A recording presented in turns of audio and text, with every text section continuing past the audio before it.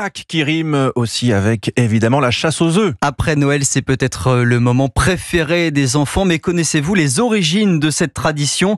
Si ce rituel amuse les petits et les grands, c'est surtout une coutume qui date de plusieurs siècles et que nous perpétuons encore aujourd'hui. Les explications pour Europe 1 de Laura Laplot. Pâques, c'est d'abord la fête de la résurrection du Christ, 3 jours après sa crucifixion. Pendant le carême, la période de jeûne avant Pâques, il était interdit de consommer des œufs. 40 jours pendant lesquels les poules, elles, continuaient à pondre. Les œufs étaient alors récoltés et cachés en attendant la fin du jeûne. Et le jour J, ils étaient décorés puis offerts en ce jour de fête. Et c'est Louis XIV qui consacre la tradition. Le roi Soleil fait distribuer des œufs peints à la feuille d'or à sa cour. Vous me direz, pourquoi les chercher alors dans le jardin? Là, plusieurs traditions se croisent. En France, on raconte que les cloches reviennent de Rome le matin de Pâques et déposent des œufs dans les jardins pour les enfants. Chez nos voisins allemands, c'est un lapin qui passe discrètement cacher les œufs dans l'herbe.